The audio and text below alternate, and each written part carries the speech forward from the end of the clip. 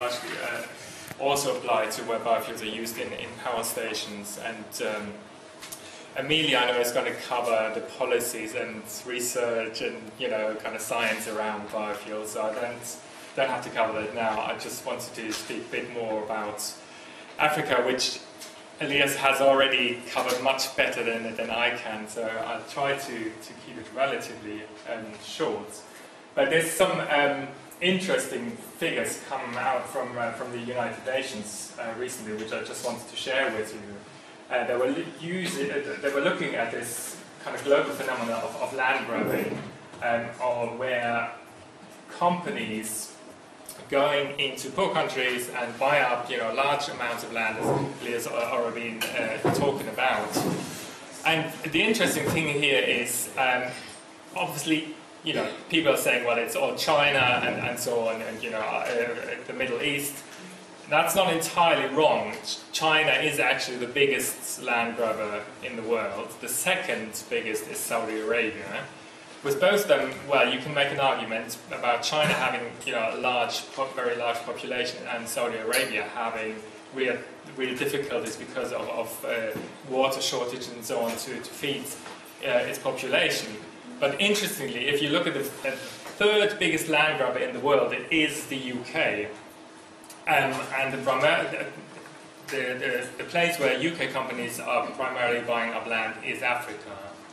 And that's, is amazing that UK, which is relatively, not the biggest country in the world really, doesn't really have a huge food problem. So why does the UK need so much land in Africa? Well, the answer is pretty clear if you look at the United Nations figures, which clearly say the majority of that land is used to grow biofuels, because the UK has very ambitious biofuel targets, but the UK doesn't have much agricultural land. So at the moment already 80% of all biofuels used in the UK are imported from overseas. Quite clearly because the other land in the UK is already used for food production.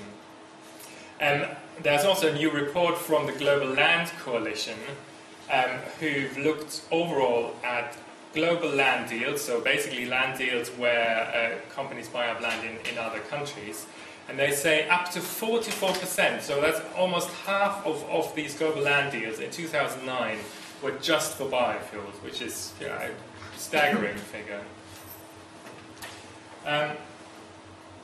So, friends, we kind of looked. You might have seen this report already. We looked at Africa, and we put out this report called Africa Up for Grabs, where we looked at the scale of this land grabbing for agri-fuels. And these figures are already a bit old, so they are mostly from almost a year ago. In the meantime, this will have even increased, but even then, we found 5 million hectares we only looked at 11 African countries. We didn't have capacity to look at all of them. But already there we found 5 million hectares, the size of Denmark, being acquired by foreign companies to produce biofuels. And clearly this was continuously increasing this practice, and it's dominated by both European and Chinese companies. So last September I went to Ghana, and I met up with a number of groups from across Africa to talk about land grab in Africa, and to talk about strategies, how to campaign on it, and how to counter it.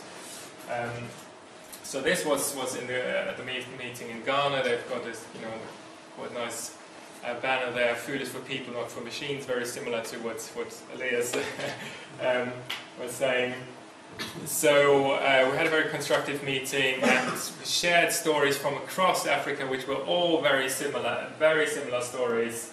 East Africa, West Africa, companies coming in, buying up land, producing primarily for biofuels, completely for export for the European market, nothing to benefit the communities there. And we heard some kind of striking stories. So, for example, this person on the left was talking about his community, where the land they were living on was sold without their you know, without their permission, essentially, or you know, they weren't asked about it. And the company then came in and wanted to get rid of them, basically. They weren't willing to move, so what the companies did was they used the machineries, they used their cars to basically drive over their animals and to kill all the animals. So while, you know, when all the animals were there, there was basically nothing left for these people there, so they were forced to leave in the end. And the other kind of stories, we went to look at some plantations for this crop called jatropha, which is one of the you know, crops that's being particularly pushed in Africa for biofuels.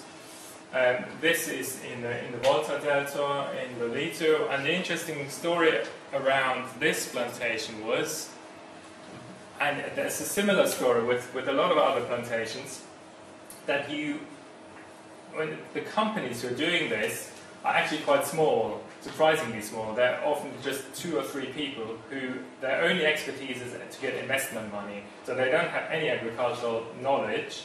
They're just very good at getting money, you know, investment companies to give them money to buy up the land. Then they grow the jatropha, but then they actually find out it doesn't work. It doesn't actually work the way they were thinking it would work. The yields are so small that the company actually decided it wasn't worth doing for them anymore. So they left, but what they left behind is, what you see here is basically jatropha bushes, which have been left behind on large areas of land. Now this land cannot be used for food production because it's very difficult to get rid of these bushes. They have very deep roots, and the land is still owned by this company, so the villagers are not allowed back onto that land anyway. Here you see some machinery left behind by the company, so quite large scale, you know, machinery. This is really big scale plantations. We're not just talking about small scale agriculture here. And what you see here is basically small jatropha plants that are now spreading from this plantation to areas elsewhere. And jatropha is basically an invasive species in that area.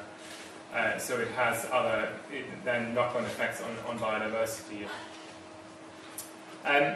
So that was just kind of short, you know, kind of my experience from going to Ghana and speaking to people there. So our demands are, you know, as Elias, you know, already said, we're saying the same thing. We need to scrap this 10% biofuel target that we have in Europe. There's an opportunity coming up in 2014 where the sustainability of that target is supposed to be reviewed. We don't want any subsidies for power stations using biofuels or imported biomass, so no ROCs. And we also, I mean, another project Frenzias is working on, that we're pushing the European Union to actually measure their land demands. Well, basically it's use of resources generally, but we're looking specifically at land, water and specific materials. So we want Europe to start measuring its use of these resources, and then implement targets to reduce this resource use. And, you know, our first step is obviously scrapping biofuel targets. And in countries in Africa, there's real needs for recognition of community land rights, for really tight controls of foreign investment, and obviously prioritizing food over fuel. So what are we doing? We work together with a lot of other NGOs, ActionAid, my colleagues over there, RSUB, Greenpeace are generally also working with us. Then obviously Biofuel Watch play a really important role to get these biofuel targets scrapped in transport.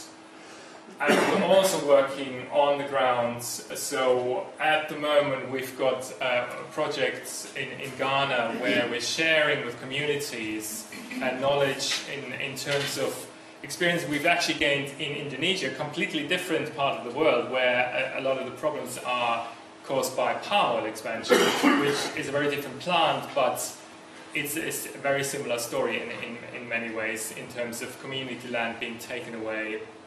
So we're basically trying out a project where we are raising awareness with communities who know very little actually, or in some cases they don't know what's coming, so they're tempted to sell the land because they might see some short-term profits, but they're not entirely aware of the long-term impact on that. So that's what we're kind of piloting in Ghana at the moment.